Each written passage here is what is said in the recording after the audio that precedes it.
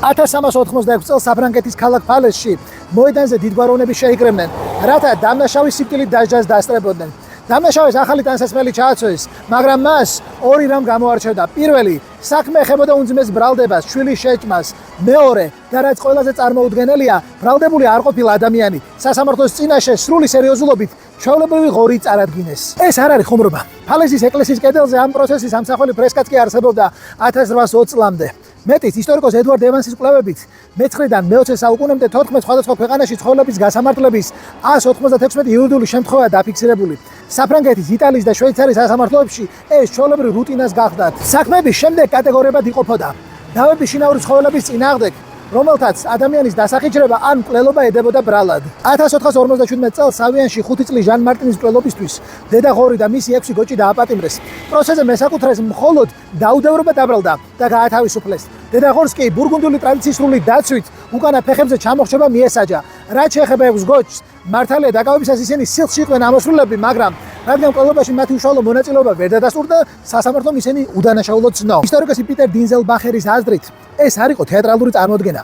მოსამართლეები, ადვოკატები და ჯალათები ზუსტად ისევე იღებდნენ გასამრჯელოს, როგორც ადამიანების პროცესებზე.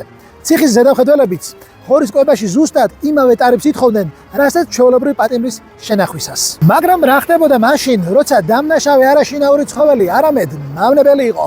თაგვი, კალია, ხოჭო ან ლოგოკინა, რომელიც მოსავალს ანადგურებდა, მათ სასამართლო ვერ გაასამართლებდა, რადგან მათი ფიზიკურად დაპატიმრება შეუძლებელი იყო. ამ ეტაპზე საქმეში სასულიერო ხელისუფლება ერთვებოდა.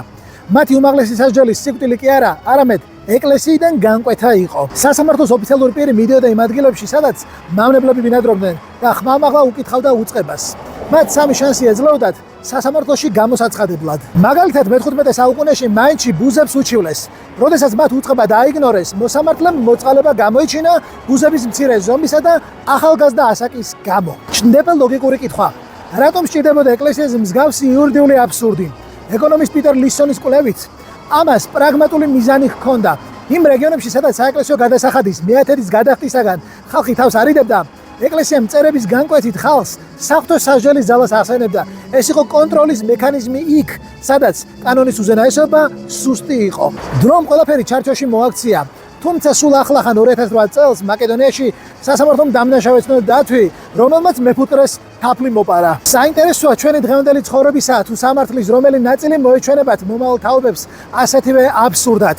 დაწერეთ კომენტარებში და არ დაგავიწყდეთ ჩვენი არხის გამოწერა.